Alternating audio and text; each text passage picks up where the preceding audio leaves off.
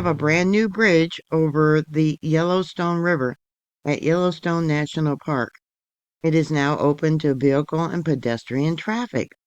This is the replacement for the old Yellowstone River Bridge that was built in 1963 near Tower Junction on the northeast entrance road. The original bridge was structurally deficient and no longer met modern safety standards. Hi everyone, I'm glad you're here. I'm Mary with Mary Greeley News. It's awesome that you're joining me once again. I have some really cool pictures of the construction of this bridge, so stick with me. I want to give a shout out to Charles, who recently bought me cups of coffee. Thank you, Charles. God bless you. And also to Jane. She bought me a super sticker here on YouTube. Thank you very much for your support. The new bridge, approximately 1,285 feet long, more than twice the old bridge, which was 604 feet. Its height up to 175 to 180 feet above the river. It has been built on a new alignment slightly upstream from the old one with a realigned road section.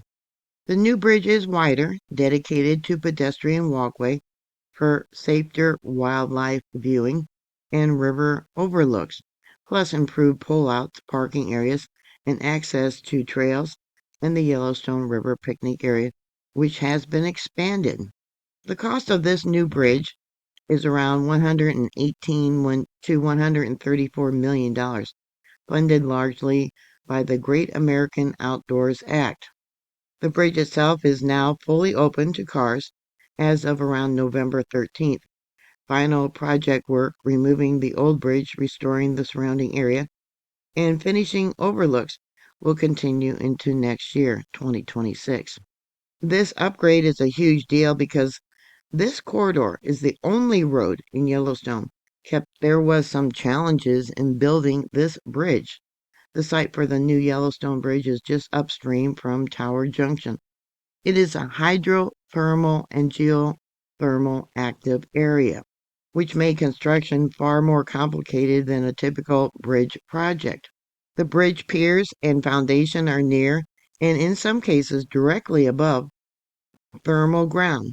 While there's no dramatic geysers or hot springs right at the bridge site, there are multiple gas vents, fumaroles, along the riverbank that release hydrogen sulfide, H2S, and other gases, plus areas of warm, acidic groundwater. The ground can be warmer than normal, and the soil and water contains high level of sulfates from the volcanic geologies. These sulfates aggressively attack ordinary Portland cement through chemical reaction, sulfate attack, causing concrete to expand, crack, and fall and fail prematurely. Special engineering measures were used. Sulfate-resistant cement, type V or similar mixes, all below grade concrete, drilled shafts for the piers, some 5 to 10 feet in diameter and 40 to 60 feet deep, had to use highly sulfate-resistant formulas to withstand the aggressive chemical environment. They had to monitor the thermal heat and make sure that there was active cooling during the curing of the cement. When large volumes of concrete are poured, the chemical reaction, hydration, generates its own heat. In already warm geothermal ground, this can cause excessive temperatures that would weaken the concrete or create cracks. Crews embedded temperature sensors and even circulated cooling liquid through pipes inside the massive pores to keep curing temperatures under control. There was gas safety for workers. Construction teams wore personal H2S monitors, the gas that smells like rotten eggs, and it's toxic at high concentrations. There is historical precedent. In 1939, while excavating for an earlier bridge at the same location, 2 workers were overcome by hydrogen sulfide and died. Other precautions included constant air quality monitoring, strict water quality protection from the river to prevent any drilling fluids or runoff from contaminating it, and careful site restoration to avoid disturbing the fragile geothermal ground. These measures added complexity and cost, but they were essential for a bridge that has to last at least 75 to 100 years in one of the most geologically active places on Earth. It was a pretty impressive feat of engineering in a place where the ground itself can fight back.